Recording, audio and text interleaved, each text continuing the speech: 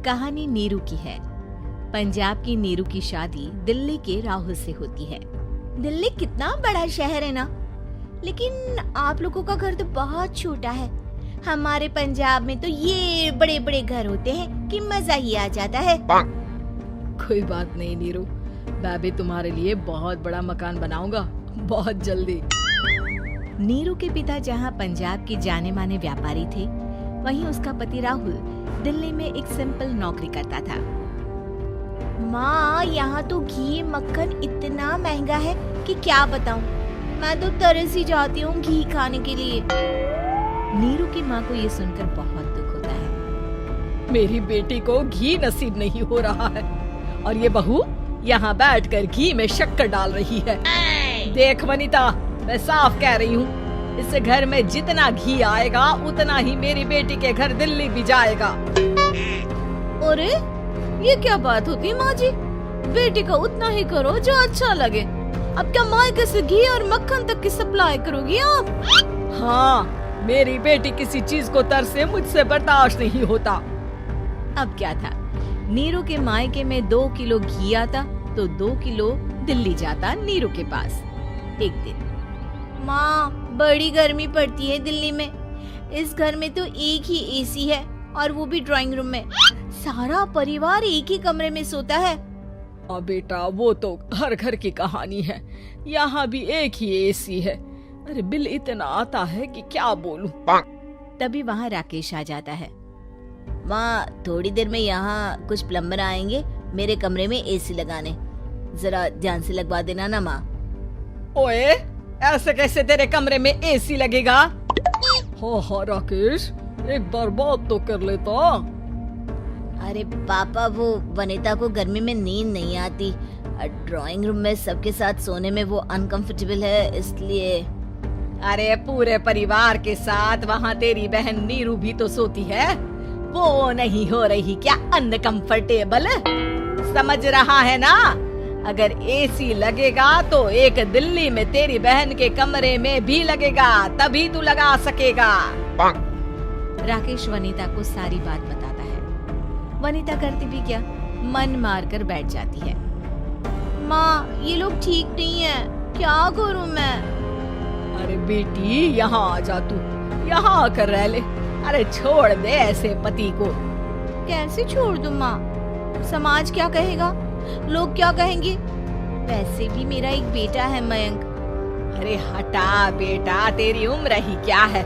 इतनी परेशान रहेगी तो काम कैसे चलेगा?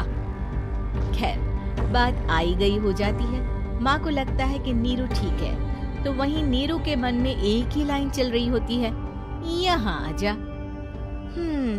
माँ ने तो बोल ही दिया है कि यहाँ आजा।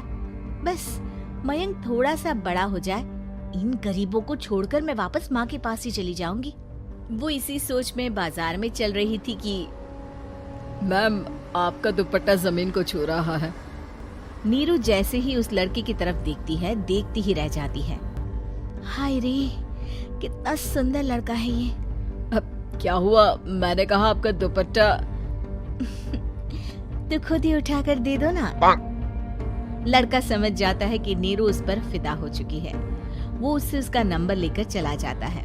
अब क्या था, नीरू और रोहित में लगातार बातें होने लगती है। मैं हरियाणा का रहने वाला हूँ, यहाँ एक बड़ी कंपनी का मैनेजर हूँ। अच्छा, और कितने बच्चे हैं तुम्हारे? बच्चे? अरे मेरी तो शादी भी नहीं हुई है। तुम बताओ, शादी करोगी? नीरू शर्मा जाती है। अब लेकिन मैं तो पहले से ही शादीशुदा हूँ। मुझे फर्क नहीं पड़ता, बस तुम शादी कर लो। भाग चलते हैं। बहुत पैसे वाला हूँ मैं, हमेशा खुश रखूंगा तुम्हें। नीरू रोहित से मिलकर सारा प्लान बना लेती है और फिर एक दिन घर से भाग जाती है। दोनों शादी कर लेते हैं। शादी के बाद। क्या बात है नीरू, तुम्हें परेशान सा देखता हूँ, सब ठीक तो है ना? हाँ, सब ठीक है।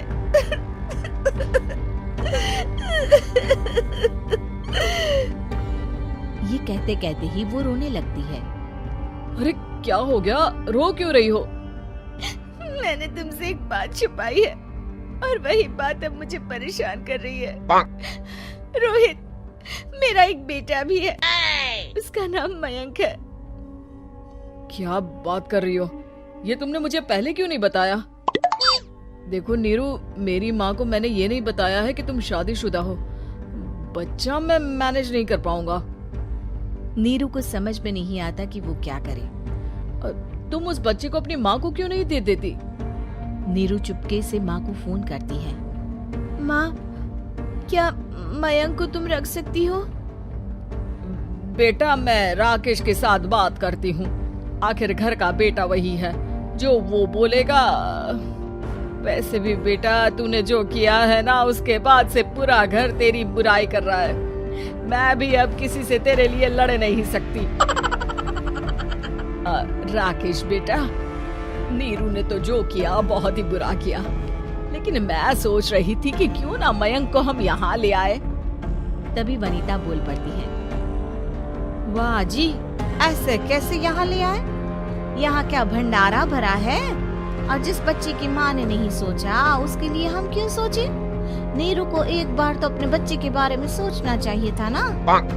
अरे लेकिन तेरे पास भी तो लड़का नहीं है ना वनीता। माँ, वनीता ठीक बोल रही है। कल को वो बड़ा होकर इसी घर का हिस्सा मांगेगा तो हम क्या करेंगे? माँ कहती भी तो क्या, वो चुप रह जाती है।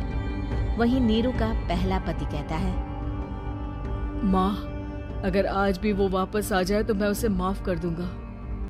बेटा, गरीबी चीज ही ऐसी है, क्या करेगा? तू तो अब मयंक का सोच। वो बेचारा तो बिना माँ का हो गया। मयंक के खातिर तू दूसरी शादी कर ले बेटा।